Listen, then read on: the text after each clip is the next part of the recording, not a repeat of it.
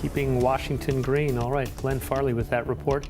Well, not a good night to go walking out on the coast. Here in Seattle, you can see it's nice and quiet, but Mike Everett's got a camera shot that will kind of make you glad you're not in Westport right now.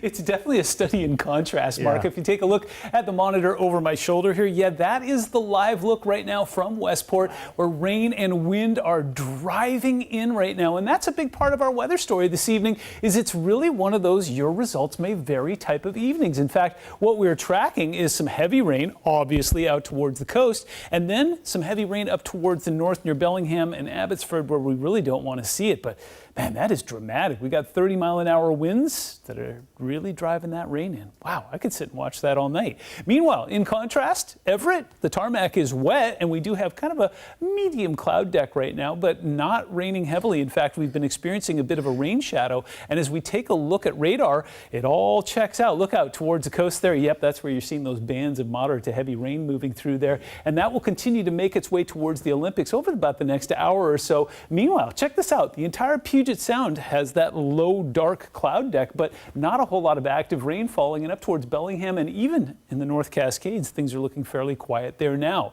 And again, contrast, the Seattle waterfront's looking fairly tranquil right now. We are in the warm phase right now, so we're seeing temperatures that are staying steady in the mid-50s across the region, all courtesy of a wind that's been pushing in sustained about 16 to 18 miles an hour, but we've seen some gusts up to about 30 miles an hour this evening as well. Barometric pressure holding steady at 30.24. So over the next 12 hours in Seattle and Tacoma and most of the Puget Sound region, we're going to see clouds, but not a whole lot in the way of rain. Meanwhile, along the coast and in the mountains, well, it will continue through Thursday morning. I'll walk you through it in a moment here.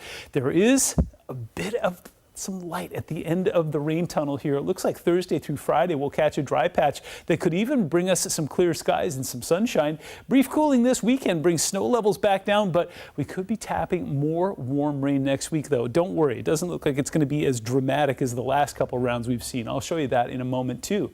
Temperatures, I do believe that everyone's in the 50s right now, even out towards our east. Wenatchee, Winthrop, Ellensburg, all sitting in the low to mid 50s, 53, and raining buckets out towards Forks right now. Here is our perpetrator, and this is amazing. This is the Goes West satellite showing darkness falling from east to west there. Better defined atmospheric river tonight than it was last night. You remember last night it was just kind of a blob sitting out there. Well, now you can see that concentrated plume of moisture with the cold air behind it there that has been pushing in most of the heavy rain along the central coast of British Columbia and along the northern portion of Vancouver Island.